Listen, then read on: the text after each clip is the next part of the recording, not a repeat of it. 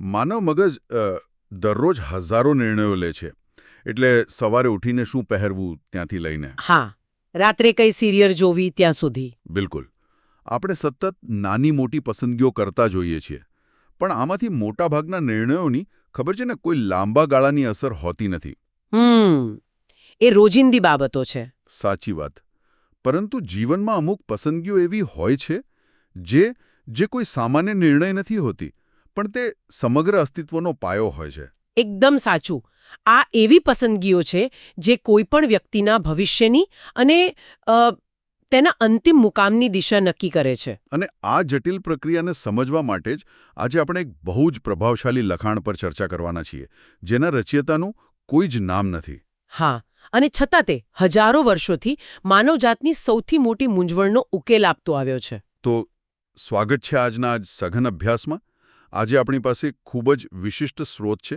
આપણે શ્રી સેમ્યુઅલ પરમાર દ્વારા લખાયેલા પુસ્તક વ્યક્તિગત મનન ગીત શાસ્ત્રના આધારે ચર્ચા કરવાના છીએ. અને રસપ્રદ વાત એ છે કે આપણો સંપૂર્ણ ફોકસ કોઈ મોટા ગ્રંથ પર નહીં, પણ ફક્ત ને ફક્ત એક જ પ્રકરણ પર છે. હા, ગીતશાસ્ત્ર 1 પસંદગી. આપણો મુખ્ય ઉદ્દેશ્ય એ સમજવાનો છે કે આ એક નાનકડું ગીત એટલે માણસની સાચી પસંદગી કરવાની મૂંઝવણને કઈ રીતે ઉકેલે છે. જુઓ, આજના અભ્યાસનું મહત્વ ખરેખર ઘણું મોટું છે. લેખક સેમ્યુઅલ પરમાર આ લખાણને બહુ જ સ્પષ્ટ રીતે વર્ણવે છે. તેમના મતે આ કોઈ સામાન્ય સુવિચારોનું સંકલન નથી. તો પછી આ શું છે? આ શુદ્ધ આત્મિક માનના છે. એટલે કે આ સામગ્રી સીધી રીતે વ્યક્તિના આંતરિક અસ્તિત્વને પડકારે છે. તે વાંચનારને કોઈ મધ્યમ માર્ગે, કોઈ ગ્રે એરિયામાં ઊભા રહેવા દેતી નથી. અરે વાહ! એટલે આ એક એવું લખાણ છે જે જીવનના મૂળભૂત હેતુઓ પર જ પ્રશ્નાર્થ ઊભો કરી દે છે, રાઈટ? બિલકુલ. તે એક નિશ્ચિત દિશામાં વિચારવા માટે મજબૂર કરે છે. અહીં એક ખૂબ જ રસપ્રદ બાબત સામે આવે છે. જો આ લખાણ આટલું જ શક્તિશાળી હોય તો તેની શરૂઆતમાં એક બહુ મોટી ખૂબી છે. આ ગીતશાસ્ત્રની શરૂઆત એટલે કોઈ જ શીર્ષક કે નામ વગર થાય છે. એ સાવ અનામી છે.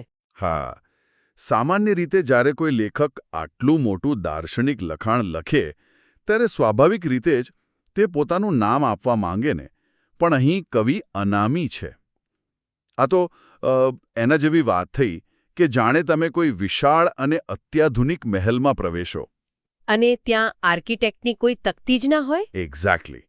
છતાં એ મહેલની ડિઝાઇન ઝાંખી દુનિયાને જીવન જીવવાની સાચી રીત શીખવાડતી હોય. કોઈ પણ મોટા ગ્રંથનો પાયો નાખતા આટલા મહત્વના ગીતને અનામી કેમ રાખવામાં આવ્યું હશે? અહીં નોંધવા જેવી રસપ્રદ બાબત એ છે કે આ અનામી હોવું એ ખરેખર કોઈ ભૂલ કે સંજોગ નથી, પણ એક બહુ જ ઊંડી આત્મિક સ્ટ્રેટેજી છે. અચ્છા, એ કઈ રીતે? જો કવિએ પોતાનું નામ લખ્યું હોત તો વાચક તરત જ તેને એક ઐતિહાસિક દસ્તાવેજ માની લેત. તે ચોક્કસ સમયગાળા કે વ્યક્તિ સાથે જોડાઈ જાત. કવિનું અનામી હોવું એ સૂચવે છે કે આ લખાણ સાર્વત્રિક છે, યુનિવર્સલ છે. ઓહ, સમજી ગયો. એટલે કોઈ પણ વ્યક્તિ પોતાને ત્યાં મૂકી શકે. બિલકુલ. જ્યારે ત્યાં કોઈ નામ નથી ત્યારે આ દુનિયાનો કોઈ પણ વાચક ત્યાં પોતાનું નામ મૂકી શકે છે. આ કોઈ ત્રીજી વ્યક્તિ વિશેની માહિતી નથી, પણ તે વાંચનારની પોતાની કથા છે. એટલે આ સીધી રીતે બે વિરોધાભાસી જીવનશૈલી વચ્ચેની પસંદગીનો પાયો નાખે છે. ન્યાયી અને દુષ્ટ. હા, અને આ ફક્ત માહિતી નથી, પણ જીવનશૈલીની સીધી પસંદગી છે. પણ જુઓ, શું વાસ્તવિક જીવન ખરેખર આટલું બ્લેક એન્ડ વ્હાઇટ હોય છે? એટલે આધુનિક વિશ્વ તો ગ્રે એરિયાથી ભરેલું છે ને? બધું માત્ર સાચું કે ખોટું એવા બે જ વિકલ્પોમાં કઈ રીતે વહેંચી શકાય? આ પ્રશ્ન સ્વાભાવિક છે. બહારથી જોતા માનવ જીવન ઘણું જટિલ લાગે છે. પરંતુ ગીતશાસ્ત્ર 1 એ જીવનના બાહ્ય આવરણની નહીં, પણ તેના મૂળભૂત વલણની વાત કરે છે. એટલે કે અંતિમ પરિણામ શું આવશે તેની વાત છે. હા, ગમે તેટલા ગ્રે એરિયા હોય, પણ જે દિશામાં વ્યક્તિ આગળ વધી રહી છે તે તો હંમેશા બેમાંથી એક જ હોય છે.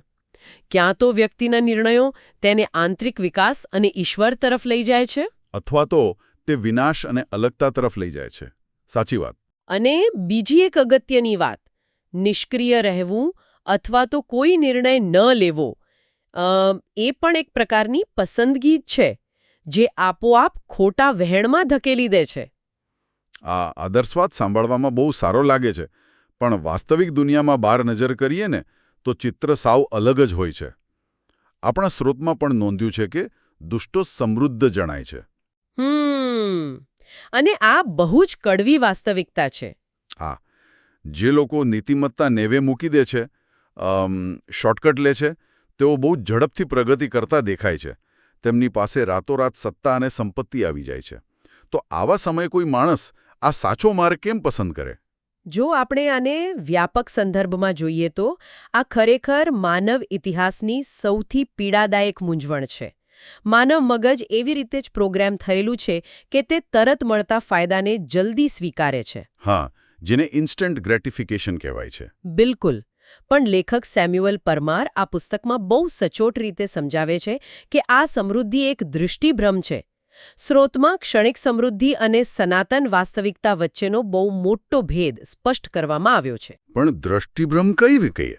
એટલે ભૌતિક સંપત્તિ તો વાસ્તવિક હોય છે ને? તે નરી આંખે જોઈ શકાય છે. સંપત્તિ વાસ્તવિક છે, પરંતુ તેની ટકાઉ ક્ષમતા અને તેનાથી મળતી શાંતિ એ દૃષ્ટિભ્રમ છે. ગીતશાસ્ત્રમાં આની બહુ સુંદર સરખામણી છે. દુષ્ટોની સમૃદ્ધિ એ ફોતરા જેવી છે. અચ્છા. જેને પવન આસાનીથી ઉડાડી મૂકે. હા. જ્યારે ન્યાયી વ્યક્તિ એવા વૃક્ષ જેવી છે જેના મૂળિયા ઊંડા છે. એટલે દુષ્ટોનો અંત વિનાશ છે. અને આ વિનાશ માત્ર કોઈ શારીરિક મરણ પૂરતો સીમિત નથી. તો પછી એ શાની વાત કરે છે? આ ઈશ્વર સમક્ષના આખરી હિસાબની અને સનાતન અલગતાની ગંભીર વાસ્તવિકતાની વાત છે.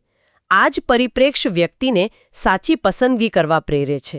પણ છતાં મારો એક પ્રશ્ન એ છે કે જ્યારે કોઈ વ્યક્તિનો પાડોશી કોઈ ખોટા રસ્તે જઈને નવી લક્ઝરી કાર લાવે ને, ત્યારે આ સનાતન સત્યનો વિચાર તેને રાત્રે શાંતિથી ઊંઘવા માટે પૂરતો નથી લાગતો. હા, એ તો છે. એ સમયે માણસનું મગજ તો એ જ વિચારે કે હું પ્રમાણિક રહ્યો તો મને શું મળ્યું? આ માનસિક સંઘર્ષ સામે ટકવું બહુ જ અઘરું છે. ના પરિણામને કેન્દ્રમાં રાખીને વિચારવાનું શરૂ કરે ત્યારે તેની નિર્ણય લેવાની પ્રક્રિયા આખી બદલાઈ જાય છે. એટલે આ એક પ્રકારની માનસિક શિસ્ત છે. હા, અને આ શિસ્ત કેળવવી એ જ સાચી પસંદગી છે. આજની રાતની ઊંઘ કદાચ હરામ થઈ શકે, પણ લાંબા ગાળે આંતરિક શાંતિ જ ટકવાની છે. ચાલો, આ બાબતને થોડી વધુ સ્પષ્ટ કરીએ. આ કસરતને લગતો એક બહુ જ અઘરો પ્રશ્ન પુસ્તકમાં ઉઠાવ્યો છે. વ્યક્તિગત મનન માટે એક સવાલ છે. શું મને ઈશ્વરના વચનોનું મનન કરવાનો કંટાળો આવે છે? બહુ જ પ્રેક્ટિકલ પ્રશ્ન છે આ. હા, આજના સમયમાં જ્યાં સ્માર્ટફોન પર સતત નવા વિડીયો આવતા હોય, ત્યાં કોઈ ગ્રંથ લઈને શાંતિથી વિચારવા બેસવું એ ખરેખર કંટાળાજનક લાગી શકે. તો આ કંટાળાને બ્રેક કઈ રીતે કરવો? તેને ફળવંત કઈ રીતે બનાવવું? આનાથી એક મહત્વપૂર્ણ પ્રશ્ન ઊભો થાય છે કે શું આપણે વચનોને માત્ર માહિતી તરીકે લઈએ છીએ? કંટાળો આવવો એ દર્શાવે છે કે મગજ નિષ્ક્રિય છે. અચ્છા, એટલે આપણે માત્ર ઐતિહાસિક માહિતી ભેગી નથી કરવાની? બિલકુલ નહીં. જ્ઞાન માત્ર એકત્રિત કરવાથી કંઈ થતું નથી. તેનું વ્યવહારુ લાગુકરણ જરૂરી છે. વૃક્ષ માત્ર પાણીની બાજુમાં હોવાથી આપોઆપ ફળ નથી આપતું.